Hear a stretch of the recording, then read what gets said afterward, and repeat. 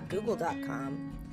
And notice in Google Drive, you can go to New and choose Google Sheets Spreadsheet. In your spreadsheet, you can type in any cell, and you can type numbers or words.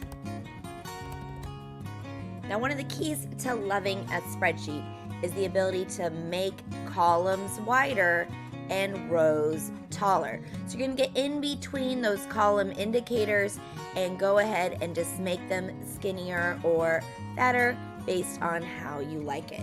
The other key to loving a spreadsheet is to select a selection of cells and come up to the toolbar where you find the centering tool. You can center horizontally, you can center vertically, and I always want to set my text wrapping. So notice the third icon from centering is text wrapping, and you're going to go ahead and click on that tiny arrow to choose the middle option, which is wrap. So it's going to allow you to put a lot of text into a small cell. There is text wrapping enabled on this range of cells, and all of the words will fit in this cell. Alright, so if you want to be able to see all of your text, make sure that you are making your columns wider, your rows taller or skinnier, and that you are enabling text wrapping.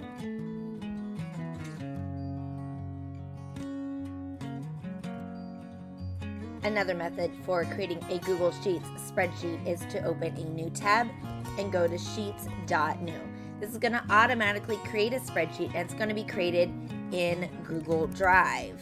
So notice I'm going to go to Google Drive, and on the left-hand side, I'm going to choose Recent, and you're able to find those spreadsheets right there in Google Drive. Now notice they are named Untitled Spreadsheet. I can come back, and up here in the upper left where it says Untitled Spreadsheet, I can rename it. And then over in Google Drive, you're going to see that it says Alice Spreadsheet right there. So it is automatically saved. All edits are automatically saved. There is no save button, and this is a big advantage to using Google Sheets.